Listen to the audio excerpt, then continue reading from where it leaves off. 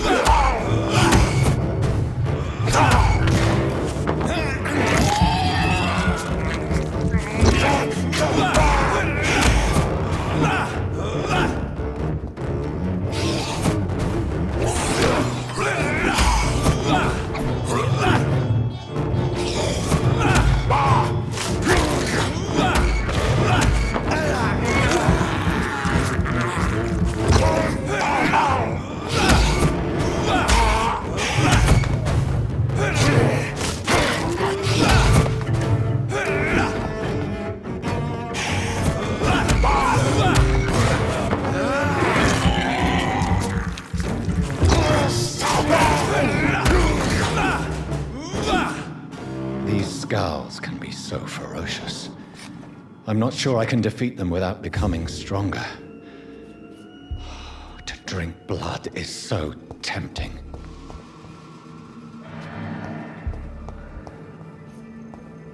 Sodium hypochlorite. Dangerous to administer, but efficient in the proper dosage.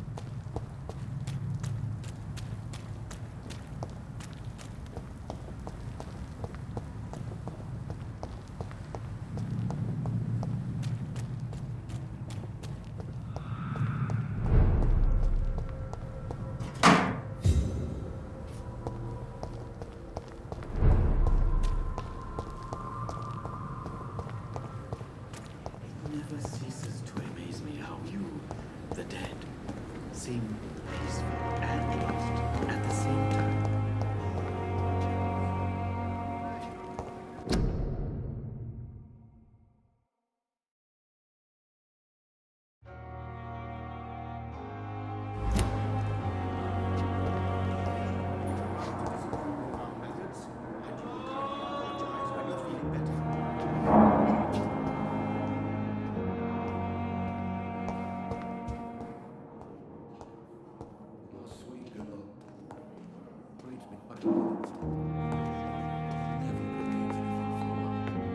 Good evening, Doctor. I believe we're going to be working together. Dr. Reed. Dr. Swansea informed us of your arrival, but I could not dare to believe we'd have such good fortune. Such an honor, sir. Thank you. And you are? I am Thoreau Strickland, Dr. Thoreau Strickland. I'm a great admirer of your work, Dr. Reed.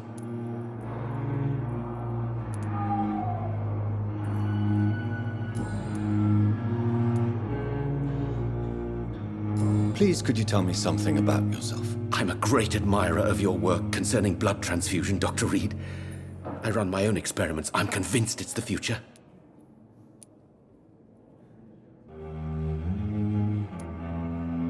I based my technique on my mentor's research. He helped me perfect my method. What is yours? I'd rather not talk about it. For now, it's just theories and first approach. My process is purely experimental. And unsuccessful. As long as you're cautious and methodical, you may remain empty-handed, but you won't fail. You're not the first one to warn me, but I am convinced knowledge is the main weapon against the ravages of this epidemic. What made you choose to be a doctor? I'm not ashamed to admit you and your work have inspired me. I am honored to have the opportunity to work by your side.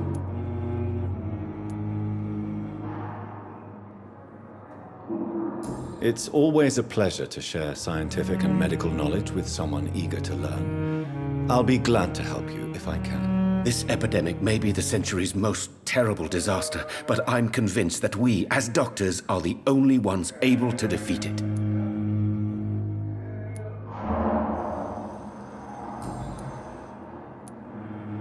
What can you tell me about the Pembroke? Well, it has always been an honor to work with Dr. Swansea. But with your arrival, I can't think of a better opportunity to learn about blood transfusion.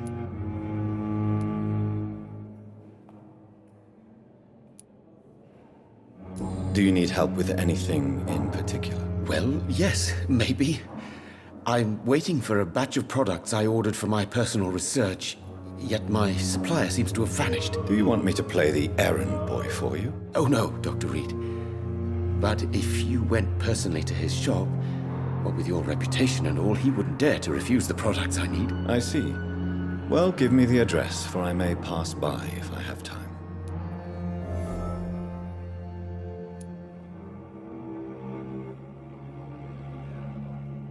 You seem quite optimistic. It's a rare and precious attitude in these difficult times. I'm convinced that this epidemic is a test of endurance and dedication for us men of science. Questions remain about our capacity to resolve the situation. True. Last summer, during the first wave of the epidemic, I used to joke with Milton about the extra work. We're not smiling now.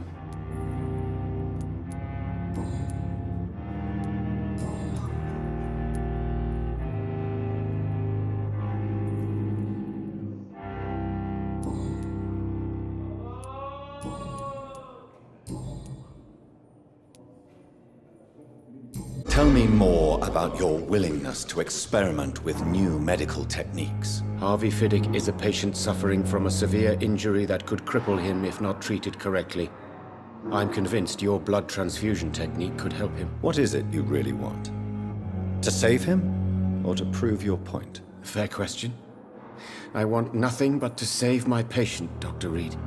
Especially since I know Mr. Fiddick's story.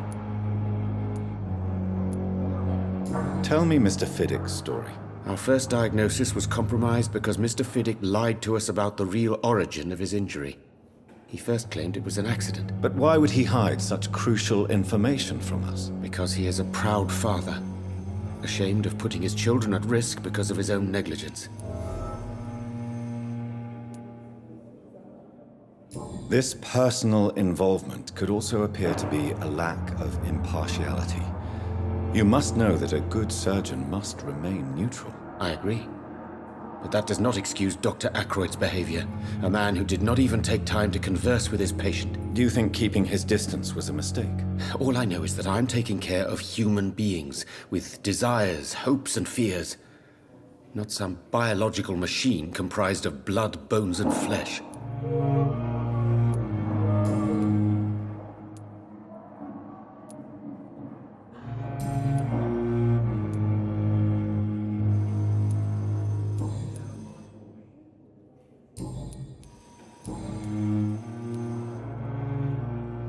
Please, could you tell me something about yourself?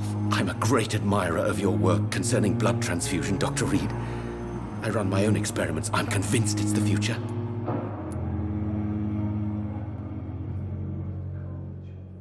What made you choose to be a doctor? I'm not ashamed to admit you and your work have inspired me. I am honored to have the opportunity to work by your side. It's always a pleasure to share scientific and medical knowledge with someone eager to learn. I'll be glad to help you if I can. This epidemic may be the century's most terrible disaster, but I'm convinced that we, as doctors, are the only ones able to defeat it.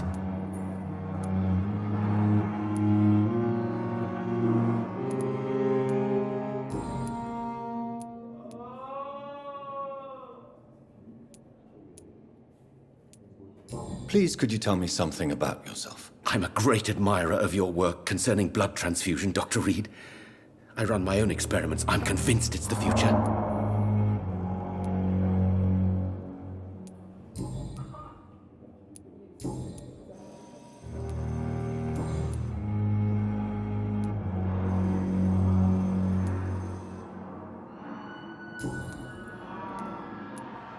Goodbye, Dr. Strickland.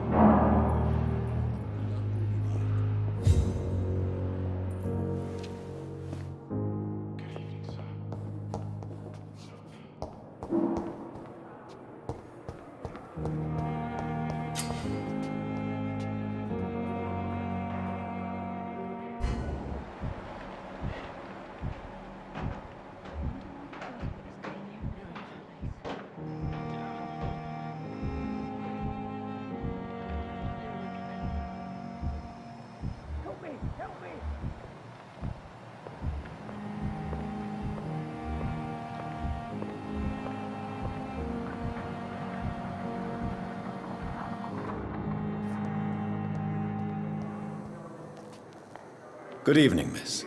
I'm Dr. Reed, the new surgeon at the Pembroke Hospital. And who are you? Your name has no meaning to me, mortal.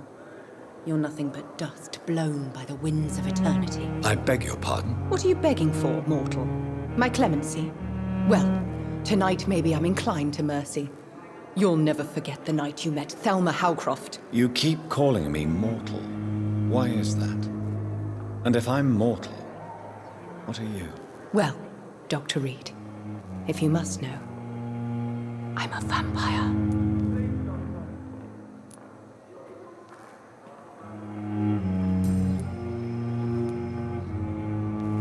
And why do you believe you're a vampire? I don't need to believe anything. It is what I am. It is what I feel within this hollow shell of flesh. Please, describe to me how you feel. What is it like to be a vampire? I can hear my body crumble from the inside as my flesh cracks and fades. I sense the last pulse of postulant blood within my drying veins. I need new blood.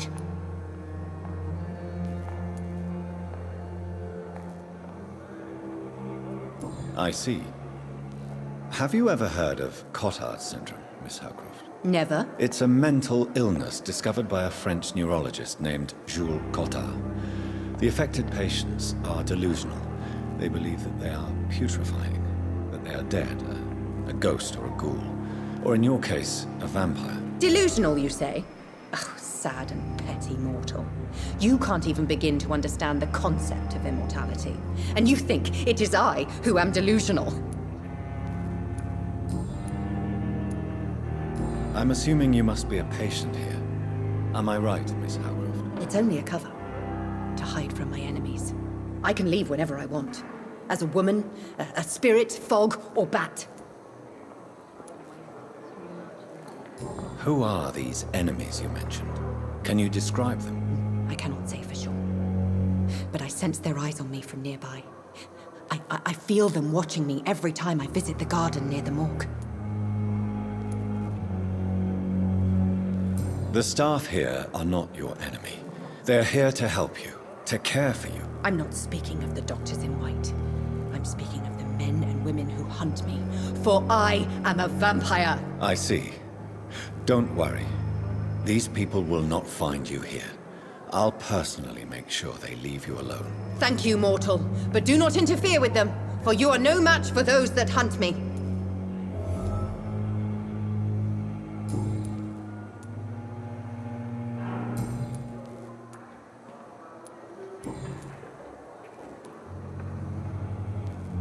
Who are you really, Miss Howcroft?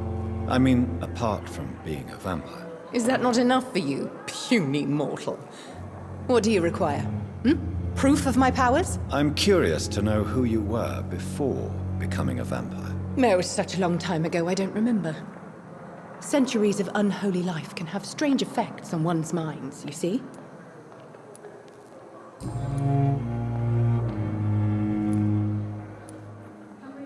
I'll leave you, Mistress of the Dark, to your nocturnal activities.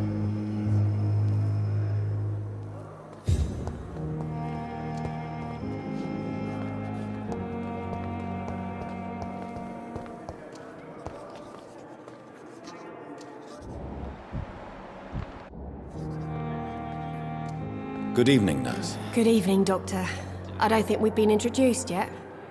My name is Pippa Hawkins. And I'm Dr. Jonathan Reed.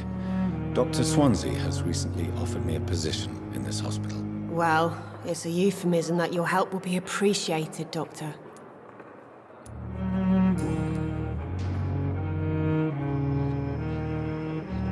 How would you describe the situation at the Pembroke Hospital? It's serious.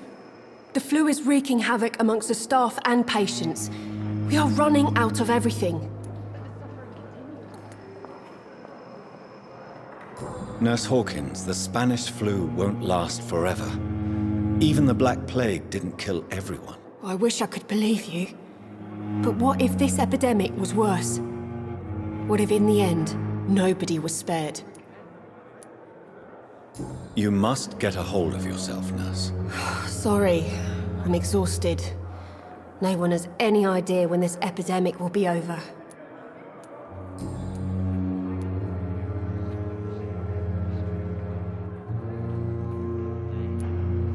How is the Pembroke staff coping with the epidemic? Well, not well. Milton, the ambulance driver, is even more grumpy than usual, especially concerning doctors. Why does Milton dislike doctors? I don't know. Just ask him. But be warned, Milton is not the chatty type. Why is Milton grumpy on a daily basis? Is it just an act? Milton's not the kind of man who's bothered about a bad reputation, whether he deserved it or not.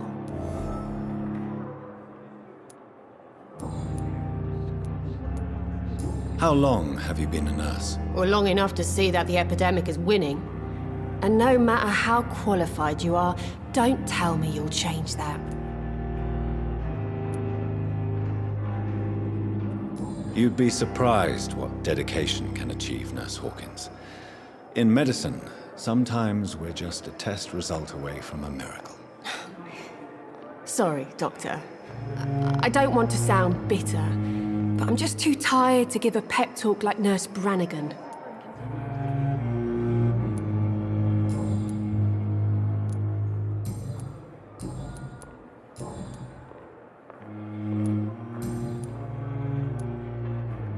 Goodbye, Nurse Hawkins. Fear and disgust on every street corner. The daily news.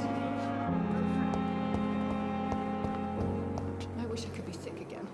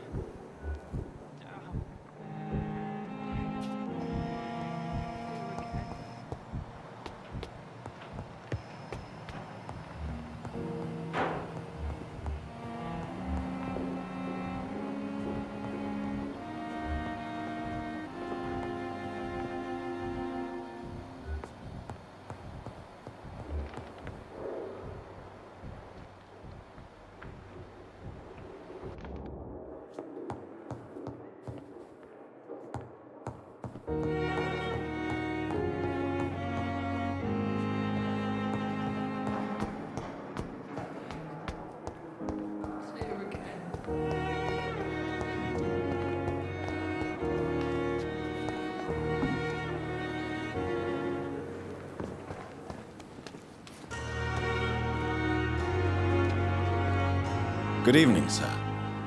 I'm Dr. Jonathan Reed. I'm new here. I've already heard about you, Dr. Reed. I'm Milton Hooks, the ambulance driver for this shithole of a hospital. That's quite a blunt introduction, Mr. Hooks. You can call me Milton.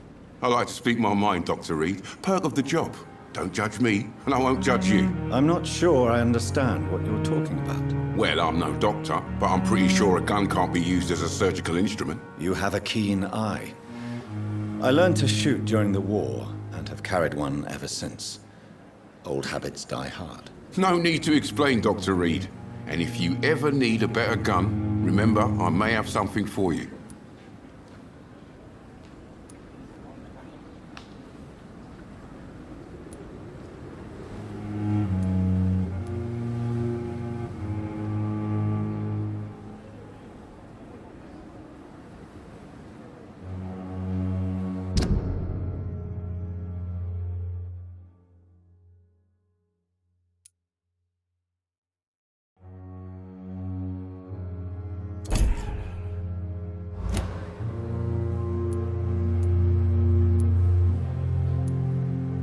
I'd like to see your goods. Wise choice, Dr. Reed. A reliable gun is what everybody needs these days.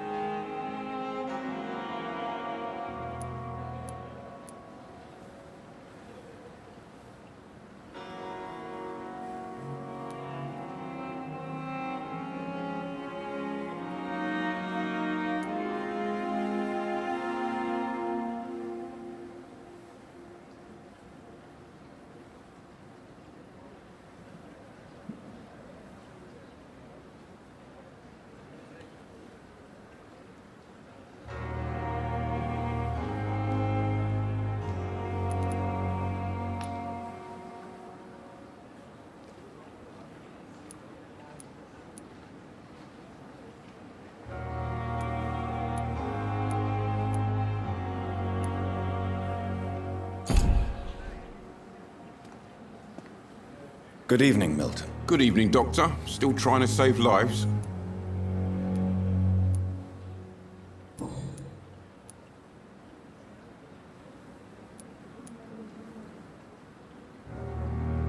Why do you have such a mediocre reputation among your colleagues, Milton? Fuck them. Nobody knows the horrors I've seen since working here. This city was sick long before the epidemic, Dr. Reed. I know it's a difficult task, but correct me if I'm wrong. Is this not the job you are paid to do? I've seen babies left to die while their brothers were properly fed. Underage girls and boys sold to all manner of perverts. I'm sorry, I don't know what to say. Yeah, exactly. We lack words. So excuse me if I don't look on the bright side of life.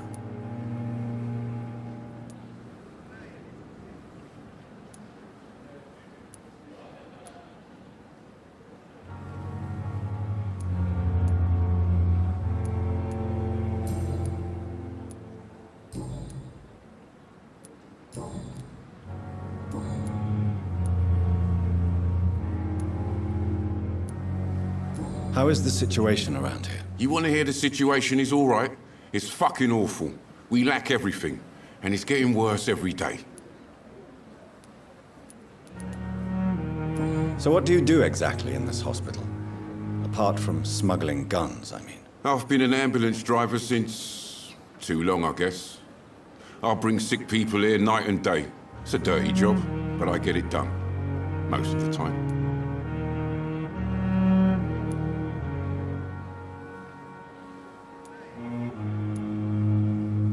Since you're on the front line, how is the sanitary situation in this vicinity? It's a complete disaster. It's even getting dangerous to enter some streets or buildings. Even the locals attack you. It sounds like things have been a bit rough recently. What's happened? Yesterday I got attacked by the patient I was bringing here. I escaped through the hospital's garden, but I lost my wallet when I was running. You left an infected patient outside the hospital? That's incredibly dangerous. Go there yourself if you want, but be careful, Doctor. I'd rather not bring your dead body back.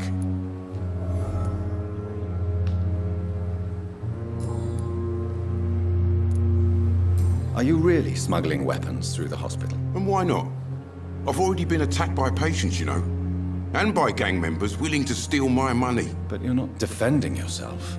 You're selling guns to civilians. You keep people alive your own way, Doctor. I offer them another way to protect their health.